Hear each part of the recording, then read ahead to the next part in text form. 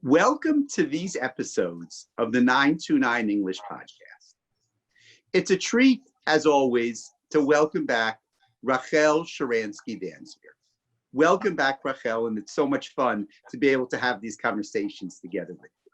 Thank you. Likewise. This series of conversations is going to be on the topic of children of legends. It's an interesting topic. So let's start from the beginning. Rachel, how did we choose this topic? So the truth is that this topic represents, in a sense, the end or the temporary end of a long personal journey that started when I was growing up.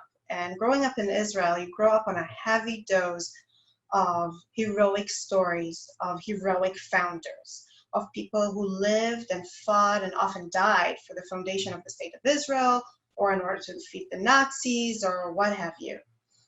And growing up surrounded by these stories, both in my own family, but in my community, in my city, but also in the mythology I was raised on through children's books, through stories, through Divrei Torah and Shul, I grew up expecting to live this kind of life, to live the life where you fight to create something new and everlasting and important.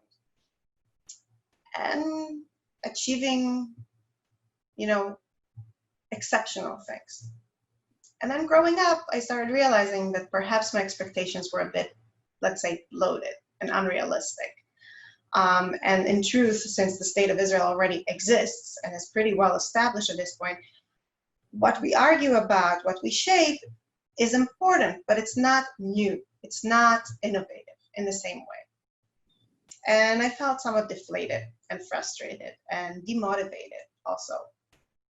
And then I realized that the truth is that I should kind of reframe this personal frustration in a wider understanding of the world. And the truth is that all of us, whether we grew up in Israel or here in America or elsewhere, at least in the Western world, as children of modernity, we're all full of admiration and craving and interest and stories of heroic innovators. We're obsessed with originality.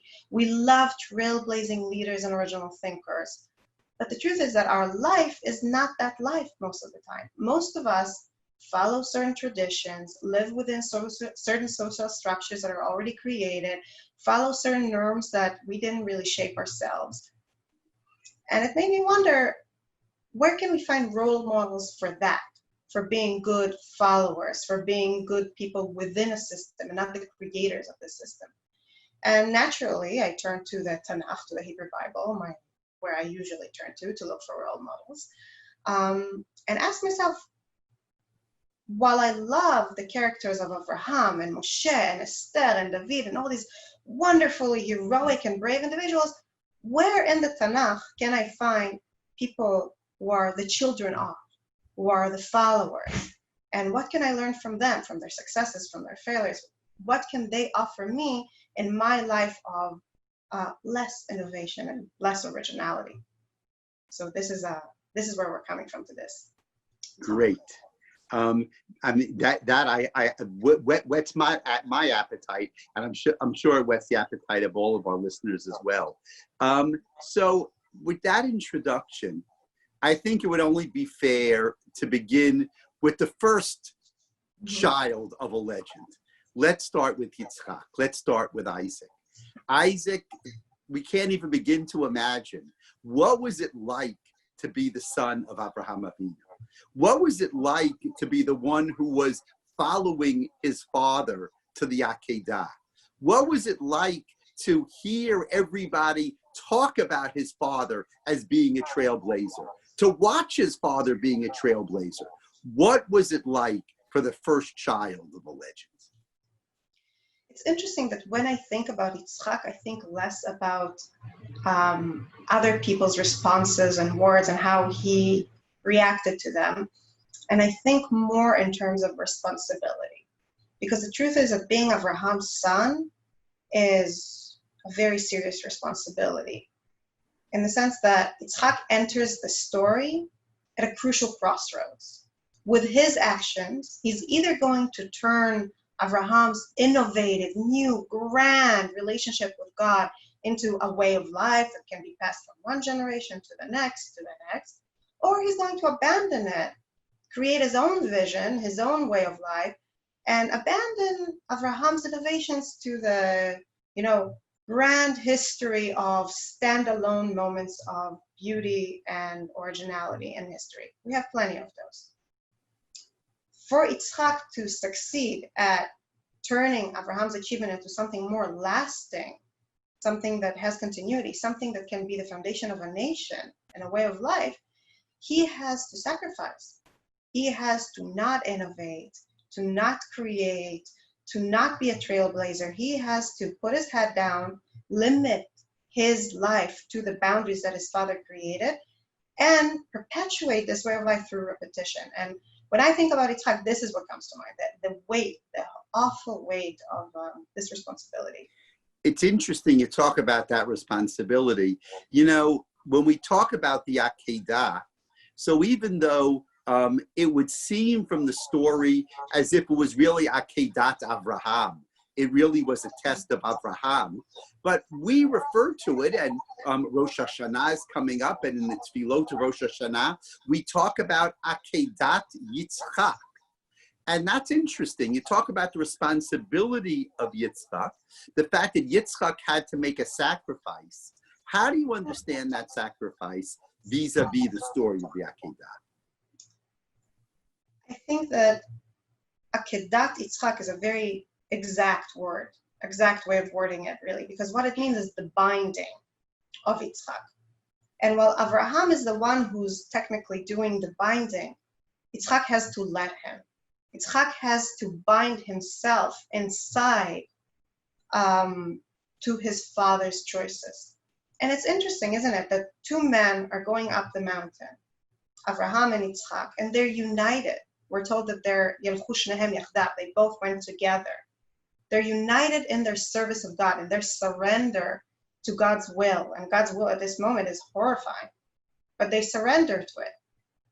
But while the surrender requires from Avraham action and binding his son and raising the knife and apparently, or as it appears to him, cutting his son, killing his son, what it demands from Yitzchak is allowing himself to be bound.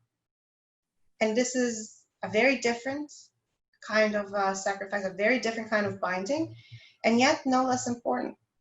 And it's interesting that after the Akedah, we see Yitzchak repeating it in a sense, not by allowing himself to be bound by physical ropes, but rather by living in the land where his father lived, by redigging the same wells that his father dug, by renewing the same political treaties his father set in place.